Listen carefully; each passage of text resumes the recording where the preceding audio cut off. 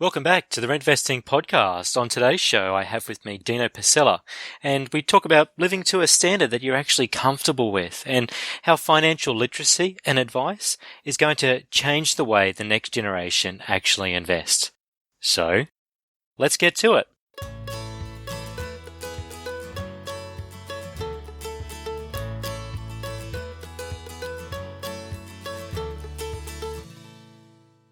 Dino, thank you very much for coming back onto the Rentvesting podcast. How you been keeping? Very well, Peter, and nice joining you again. Thanks for having me on. No problems at all. Dino, for our newer listeners, why don't you just share a little bit about your background and what you get up to?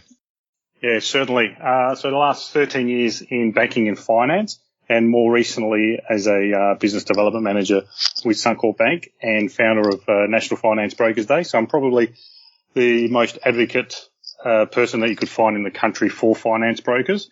I really feel that these finance professionals bring to the marketplace something that you can't buy and can't actually put a price on, which probably goes in turn to it, given that I don't actually charge a fee for service, but their time and their knowledge is invaluable for consumers to actually make the Australian dream a reality.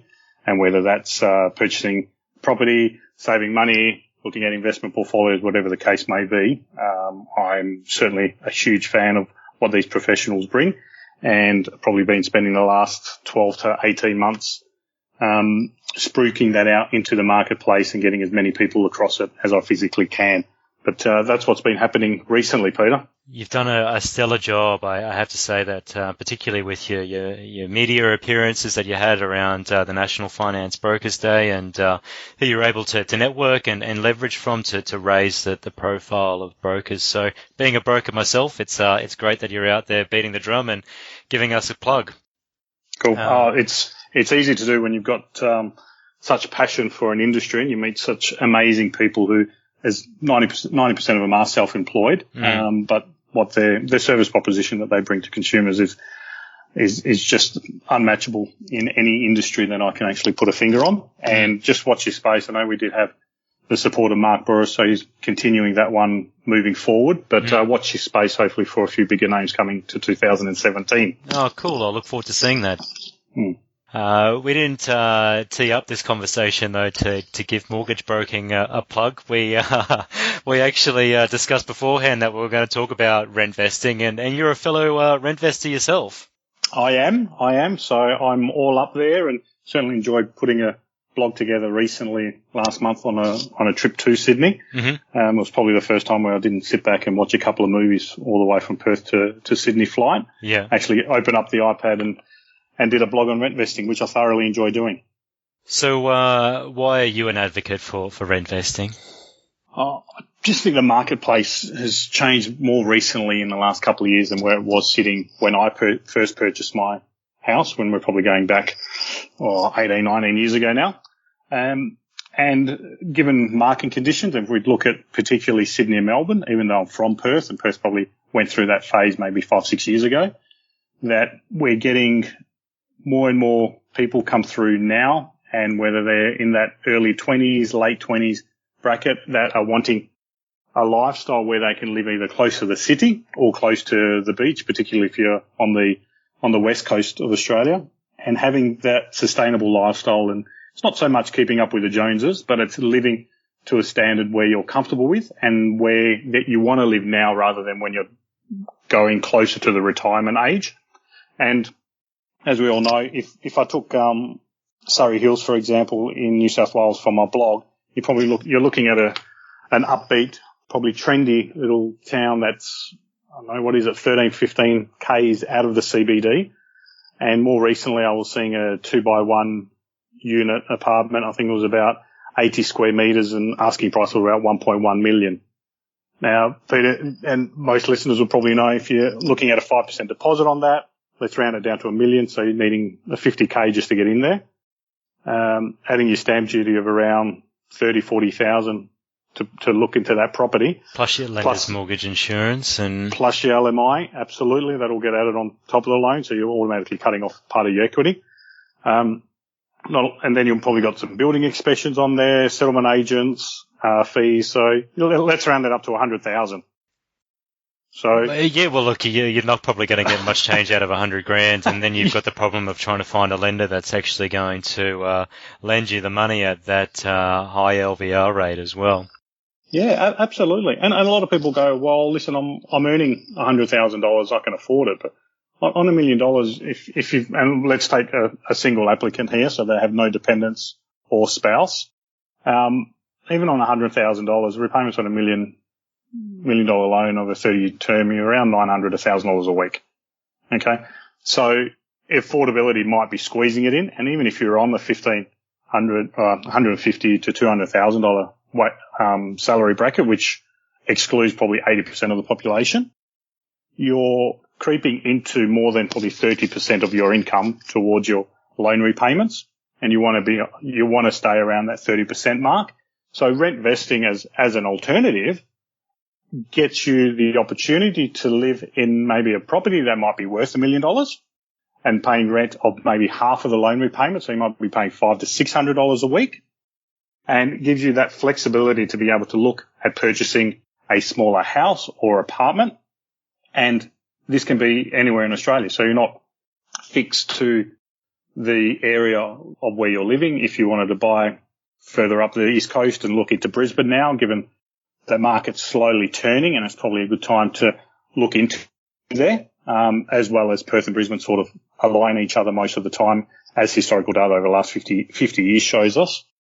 It allows you to get and maybe purchase an apartment, 350, 400,000. All of a sudden, that 100,000 buying in cost for the $1 million property, you're probably shaving it down to about 35, 40, maybe 50,000, depending on where that value sits, between 300 to 400,000. So there's a lot of advantages, and I'm sure we're going to talk about more, but they're the first ones I see, Peter. I'm not sure your views on that one. No, I totally agree. Have your lifestyle, live in Surrey Hills. It's a fantastic area, so you might as well enjoy it. And look, with that 100 grand, you could buy 2 places in Brisbane, realistically. And investing in 2 spots and leveraging negative gearing and other benefits that you would receive, you're going to probably be in a much stronger position over the next 10 or 15 years holding dual assets than holding that one property within Surrey Hills. Absolutely. And it goes around the structure of it. You mentioned the negative gearing there. If I can just touch on it, if you are in a partnership or a married relationship, whatever the case may be, the structuring of it is just as important as the loan type that you're selecting. So ensure that you discuss that with your finance broker or mortgage broker, and ensuring that you have an accountant that specialises in investment property taxation. And it's simply just by going in there, getting in front of them, asking the questions if they are an expert in that field. Because if you do get one in Brisbane, and we're seeing those slight properties within 15, 20 Ks of the CBD up there, that if they're around 350, 400 and you've got in with the 5, 10% deposit, they can slightly be positively geared, even excluding your management fees, your body corp fees. If you are buying in an apartment complex, you can slightly get those positively geared. So you want to ensure that, depending on your income versus your partner's income, that the percentage of ownership is structured correctly to maximise the greatest tax benefit come the end of financial year. And the best way to do that is do some figures, speak to a finance broker, and speak to a licensed accountant. Look, absolutely correct. And look, it should also be pointed out that if people are worried about not holding an asset within dual names, that family law will override asset ownership as well. So I say that only for the fact that clients that I have dealt with in the past want to ensure that there is 50% ownership of each, and it's just to have that sense of that relationship aspect as well. But family law does override that. We've spoken a lot about Sydney, but Sydney is one market of many markets. Do you think rentvesting is still applicable if you were living in South Australia or Tassie or Perth for that matter as well, or do you think it would actually be more appropriate to hold the asset as a principal place of residence? Yeah, it'll all go down to each individual circumstances and where you're living. I mean, let's take Perth, and I probably know Perth better than Sydney, given I live here. even in Perth, we saw through the mining boom and different market conditions around, where we maybe 7-8 years ago now. Correct me if I'm wrong on that one, Peter, but we saw property values increase dramatically. And even now, them coming back over the last 18 months, where they've dropped around 4.5%, and they've started coming back and probably on a steady playing field over the last 6 months, we've still seen those properties within 10, 15 kilometres of the city around that $700,000-$800,000 price range for a decent 4x2 house. I'm not talking about a unit here.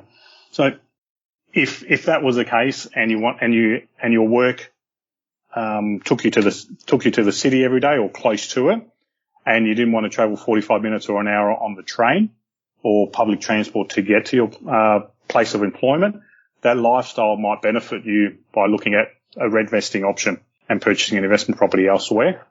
If you're working in the suburbs and you're working 5 minutes around the corner from your employment place, and their property prices are $400,000, then yeah, by all means, it might be better suited to buy a principal place of residence rather than looking at rentvesting, paying that down, building up some equity, and then using that equity to start your investment portfolio. So there are different ways on this one, and different structures and areas that will benefit each individual depending on where they're living, their circumstances. And that could be, Peter, from income to employment to location of living and employment.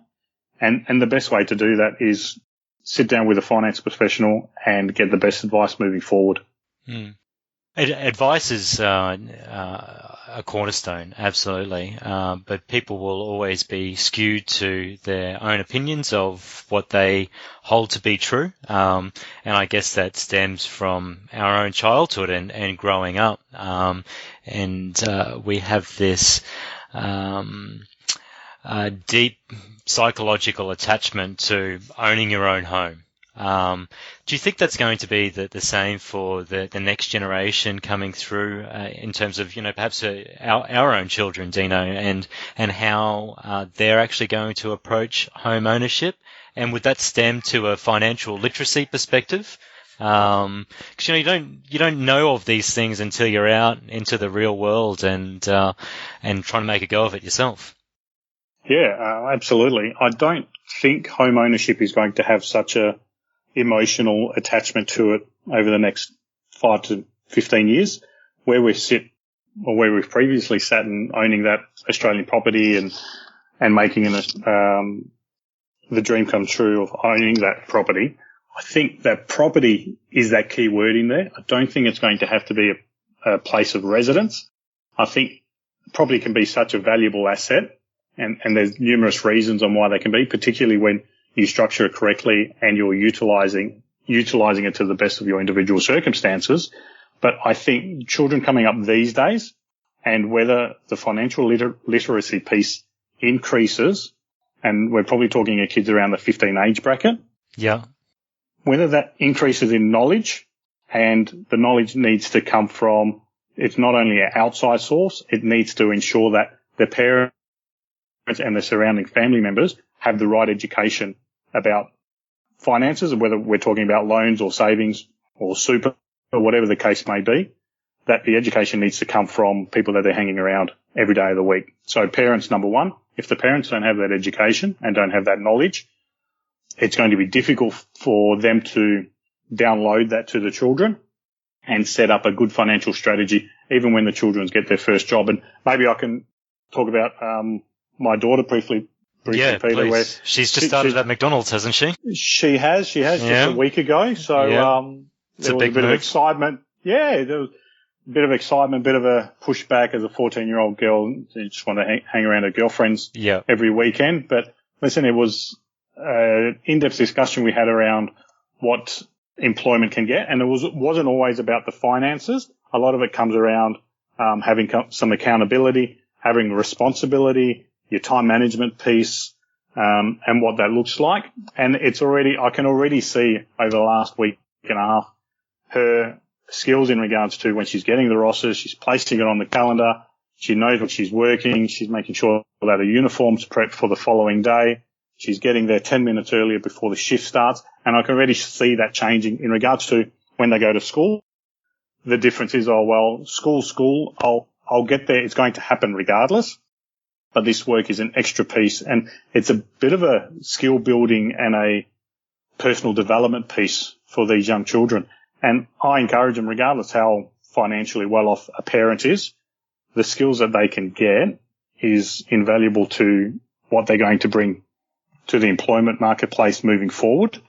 And getting up a simple savings account, and if they're earning $100 a week, let them have a particular piece of that income to spend as they see fit. So they need that reward for putting in the effort. You've earned it then, haven't you? Yeah, I mean, we went to the bank and set up a savings account, and she's hooked it up to her internet banking and showed her how to transfer. She wants to transfer half of her savings or half of her income into a savings account every week, and the rest she wants to spend as she sees fit. And I think having that ability to earn that money and be rewarded for it is a driving factor on it. I think if you're going to take their full income and place it into a savings account, they're going to lose part of the work ethic and where that's coming from. They'll understand the value of savings and the value of working hard for their money, but you need that reward out of it. I mean, how often do we work and go out for dinner with our partners and spend a couple of $100? I mean, I'll probably do it way too often, but that's my reward for working hard during the week and taking the partner out, and we're enjoying a meal and a bottle of wine. Yeah. But moving forward, I think on the rent vesting piece, I think it's going to be extremely critical. I mean, even if they're putting away $50, $100 a week for the next 10 years, that 100,000 is still a long way off. So over to you, Pete. No, I was just going to say you need to build the largest asset base that you can with the money that you can afford. So if it is $50 a week or $20 a week, it's something, and you're growing that asset base that you're contributing to over the long term. And I think another important lesson, and I get this from Jim Rowan. So Jim, I think, was the mentor to Tony Robbins back in the day. So Jim and his audio tapes, he says that his father always used to tell him that you need to work harder than what you're paid for in order to make an investment in your future.